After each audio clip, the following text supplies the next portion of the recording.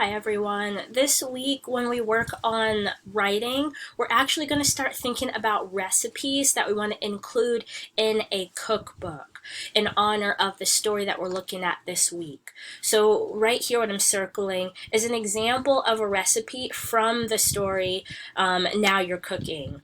Your job for this week is to just think about the recipe that you want to write out.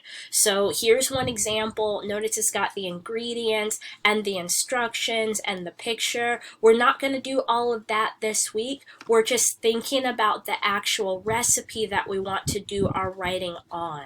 Your job is to talk to your family, the people that you live with, about a recipe that's connected to you or your culture, because our goal is to pick something that's actually relevant to us, something that belongs to us, to include in this cookbook.